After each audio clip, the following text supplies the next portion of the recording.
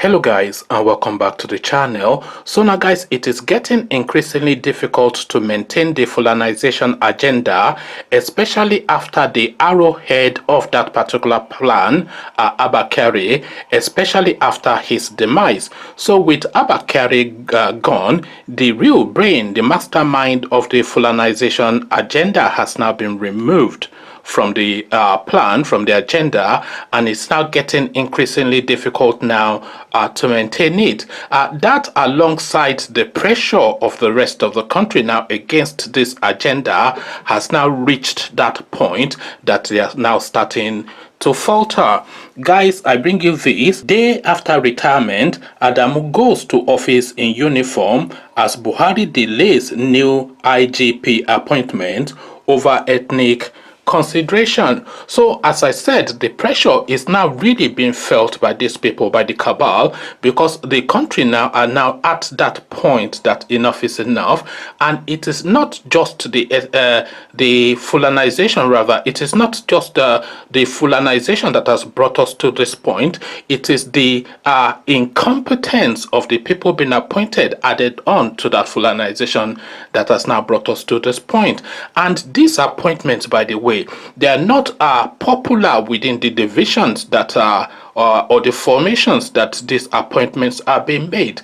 Because if we look at the appointment of the new naval chief, when the new chief of our navy was appointed, there was celebration in all of the barracks of the navy with people whooping and hollering, to the point that naval personnel did a video clip of the celebration to put it on social media to show their reaction to the old naval chief being let go and the new one being brought in. So this is breaking protocol. Of course, you know that this is not form for the services.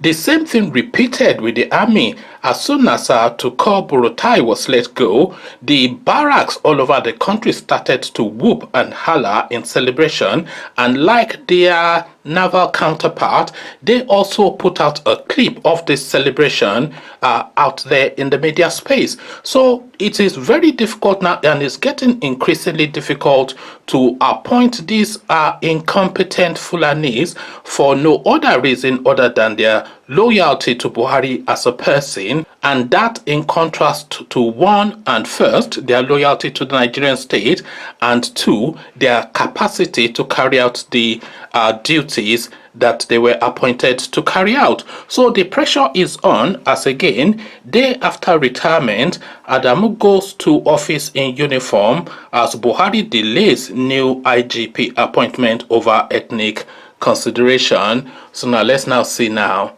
what is being considered by the Malami. Nigeria's Inspector General of Police AIG Mohammed Adamu on Tuesday showed up at the police force headquarters in Abuja wearing his uniform, despite the fact that he has attained the statutory retirement age, correspondents gathered. Adamu, who was officially due for retirement on Monday, has refused to hand over the reins of leadership to the most senior officer as expected.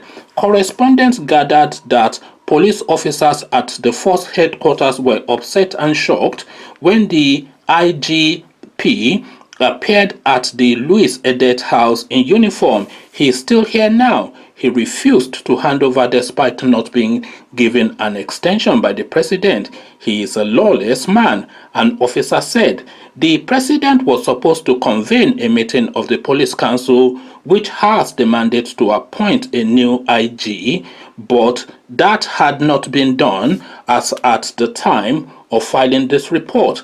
However, findings indicate that the council that comprised the president, state governors, and the chairman of the Police Service Commission merely adopts whoever is appointed as IG by the president, contrary to its prescribed roles. Speaking on Channels Television Sunrise Daily, presidential spokesman Garba Shehu earlier said he was not aware of the imminent announcement of a new police chief. He stated, "The president returns to Abuja from Katsina on Tuesday. He should be on his desk by Wednesday. I don't know when he will do this. One thing I can assure you is that in places sensitive like that, no vacuum will subsist, so therefore the system will take care of itself. Shehu also stressed that the appointment of the next IGP would not be based on ethnic consideration. The president would rather have an inspector general of police who will make you and I safer, protect lives and property, than one who is more pronounced by his tribal marks, he noted. Shehu said it is impractical for top security appointments to be made based on ethnicity or region. However, a presidential source on Tuesday told correspondents that Buhari and the cabal had engineered a desperate and sectional move to hedge out a southerner, Moses Jitoboh, an assistant inspector general of police from Bayelsa, from becoming the next IGP, all aimed at elongating the northern grip on the nation's security architecture. It was also learnt that the Buhari-led administration does not want Jitoboh because he's a southerner and a Christian. Section 7 of the Nigerian Police Act 2020 has positioned Jitoboh 50 as the only qualified officer to become the next IG out of all the AIGs currently in the Nigerian police force. Correspondents gathered that 23 of the 24 AIGs, who are general duty officers, are up for retirement between January the 8th, 2021 and March the 1st, 2023, either based on enlistment or age. Only Jitoboh, the youngest of them all, has more than 8 years left in service, twice the legal requirement. His status should have triggered his preparation to take charge of police affairs from Adamu, a Muslim northerner from Nasarawa, but the president and his associates are loath to name a Christian southerner of Ijaw extraction with the potential to lead the police for 9 years, and are racing to circumvent the law and name a northerner as the IGP. There are 4 northerners favored by the cabal, namely the Force Secretary, AIG Usman Al-Khali Baba, the AIG in charge of Zone 13, Aqua, AIG Dan Malam Mohammed, Commandant, Police Academy, Kano, AIG Zana Mohammed Ibrahim, and the AIG in charge of Zone 12 Bauchi, Sanusi Lemu. Correspondents, however, gathered that they are due for retirement between January 2022 and March 2023, whilst the new police law signed by Buhari in September 2020 mandated that only an officer with at least 4 more service year grace could be appointed as IG. Jitoboh, who is presently the AIG in charge of border patrol, enlisted into the police force on June 10, 1994. He is due for retirement on June 10, 2029. He is a multiple degree holder and a PhD candidate in Geographical Information System at the Graduate School of Abia State University and an alumnus of the National Institute of Policy and Strategic Studies, Kura Plateau. Jitoboh was at a time the AIG in charge of Zone 8 Police Command, as well as Commissioner of Police Adamawa State Command. He also holds a certificate in negotiation and leadership, Harvard Law School Program on Negotiation, Harvard, Boston, United States, as well as certificate in national and international security, Harvard Kennedy School for Governance. Also, anyway, it goes on to list a string of qualifications. He was aide-de-camp, ADC, and Chief Personal Security Officer to ex-President Goodluck Jonathan between 2010 and 2015. So above all else, that is what really disqualifies him, because of course it's a Jonathan boy, but we carry on. Despite glaring evidence, President Buhari has frequently denied allegations of being sectional, often citing his appointment of ministers from southern states without noting that it is a constitutional requirement for all states to have at least one minister in the federal cabinet. Yet in 2017, Buhari declined to appoint Walter Onoge as the Chief Justice of Nigeria despite a looming constitutional crisis. But when he fell ill and was flown to London for extended medical treatment, Vice President Yemi Osinbajo quickly moved to avert the crisis by forwarding Onoge's name to the Senate for confirmation. Barely 2 years later, Buhari ultimately plotted the inglorious ouster of Mr. Onoge, a Southern Christian, expectedly sourcing his replacement from the north.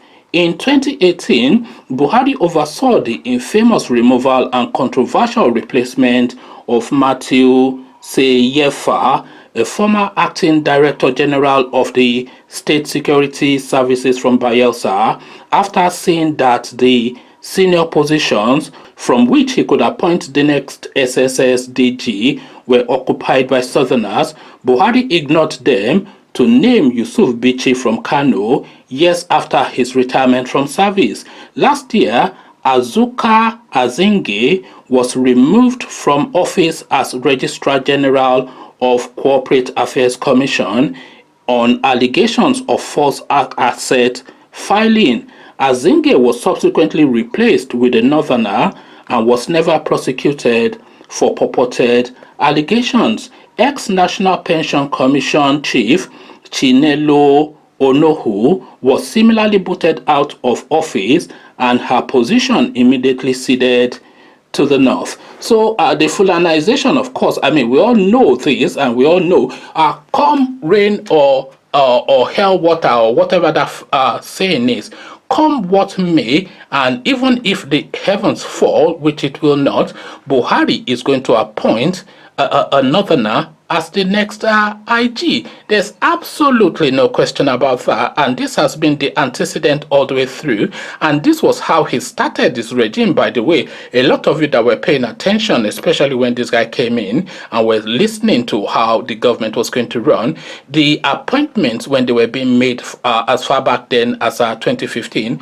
was Danladi Mukhtar, Danladi Mukhtar. So it was Danladi Mukhtar from the start. So the signal was already there that this guy came in with an agenda, and you can't now expect him now in the 11th hour of his both his life and his tenure for him to now learn new ways. This is a man that knows no new ways. This is a man that was an ethnic jingoist in his prime. You cannot then expect him to be any different in his dotage, especially when it's more when it's at his most vulnerable now, especially is in the last throes of his regime, and is an elderly man of frail health. So what he needs around him is what he's familiar with and what he prefers, which is a northerner and a Muslim, because he can then speak to them in a language that they both share in common, because the language of communication in Aso Rock is Felfudi, or whatever their name is, Hausa Fulani, is Hausa language.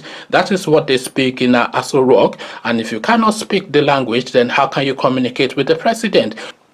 So he surrounds himself, of course, with his minions and his acolytes and the yes men and the people who share the same interest with him. And that, of course, is really what we're seeing now in how the country is continuing to regress and fall apart. Because we have in excess of 250 ethnicity in Nigeria, and we have just two, in broad strokes, 4 major ethnic groups. So if you have the entire structure of your government are coming from just one single ethnic group, how can you then feel the need, the temperature and the want, and where everything needs to happen within all the other structures? Because of course it is your people that will be reporting to you about other people, and not other people bringing their concerns to you, because the pathway then to the president is that much more difficult if you have to go via some Fulani arrowhead, because he is then going to present it in a language that both favors his position and leans towards the Malam Buhari. It's not really the president. Let's call him Malam Buhari, and that really leans towards Malam Buhari's already known prejudices, and this is really why the country is run down. Is that Fulanization thing again, and come hell or high water, this guy is going to appoint another Fulani man in that post, and I would be surprised if that wasn't the case. Conversations in the comment section, the clock ticks. This guy has well past the age of retirement. He should hand over to the next in line. And by the way, Adamu handing over to the most senior officer is not him and handing over to the next IG. He's just handing over to a placeholder until a new IG has been appointed, who then takes the reins for the Nigerian police. So that is a procedure and that is protocol. But of course, they have to have a vice grip on the architectural structures of the country's security, because they live in fear, of course, and that is because, of course, they rule by fear. Come share thoughts about all this with me in the comment section. But before you come into the comment section to engage, click on the red subscribe button so it turns gray, bell button notifies you every time I drop a new video. Click on like as well, because that helps the YouTube algorithm. Once you've done all the clickings, the Inspector General of Police is past the retirement age, but here he is at the office in a clean, pristine uniform, asking for the files to be brought to him. Come share thoughts about all this with me in the comment section. So I'll leave you here. Carry this conversation on with you in the comment section. But here, I say, peace.